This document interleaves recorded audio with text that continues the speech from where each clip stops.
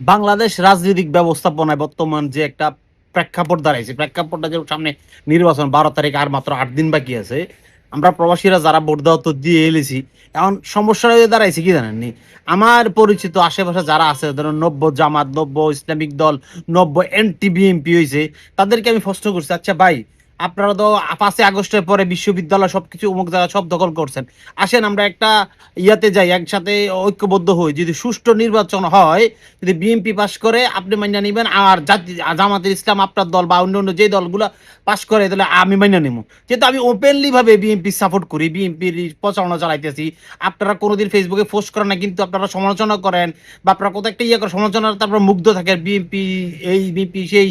কিন্তু ঠিক আছে, বিএনপি আপনারা জিতবেন, আপনারা বাড়ি খেবো না বিএনপি, ঠিক আছে। আমি বললাম সুষ্ঠু নির্বাচন যদি চান, তাহলে আমরা এখনই একটা কমিটবদ্ধ হয়, যদি সুষ্ঠু নির্বাচন হয় তাহলে আমরা মেনে নেব। ওনারা লাভ দিল না, মানবো না, সুষ্ঠু নির্বাচন হইলে জামাত জিতবো, জামাত না জিতলে সুষ্ঠু নির্বাচন হইতো না। তাদের কথা মানে, তারা স্বৈরাচার কারে বলে? হাসিনার চেয়ে বড় স্বৈরাচার। যদি সুষ্ঠু নির্বাচন হয় তাইলে জামাত জিতবো, আন্ডরে জামাত জিতবো না। আপনার সারা বাংলাদেশে দেখেন, তারেক রহমানের সারা বাংলাদেশ সফরে লক্ষ লক্ষ মানুষ তারেক রহমানের দেখতে পাগল হয়ে গেছে গা। বিএনপির গণজোয়ার উঠছে সারা বাংলাদেশে, তখন তারা এখন পিছু হটছে। আজকে কয়দিন ধরে তাদের বড় বড় বড় সিনিয়র নেতা থেকে ছোট নেতা পর্যন্ত বিএনপিরে এমন ভাষায় কথা বলতেছে, বিএনপিকে অ্যাটাক করে কথা বলতেছে, যখন তারা দেখতেছে তারেক রহমান ভদ্র ভাষা ব্যবহার করতেছে, তারেক রহমান কোনো উশৃঙ্খল ভাষা ব্যবহার করতেছে না, তারেক রহমান তার পরিকল্পনাগুলো উঠে ধরছে, তখন তারা পাগল হয়ে গেছে গা। তারা অ্যাটাক করে কথা কইছে। তার প্রেক্ষিতে আজকে তারেক রহমান কিছু কঠিন কথাবার্তা কইছে।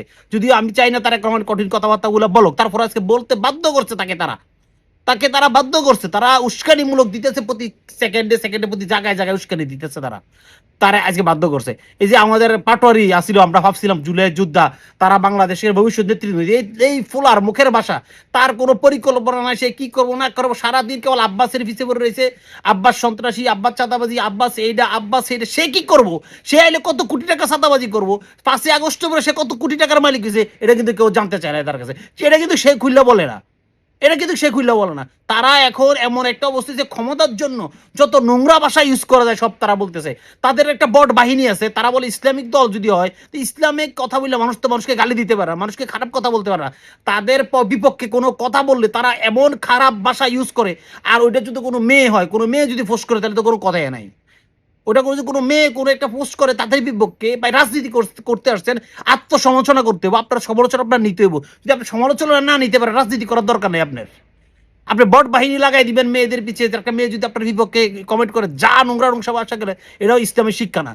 আপনি ইসলামের শিক্ষা আমাদের শিক্ষাইতে আইছেন, ভণ্ডামি ছাড়েন।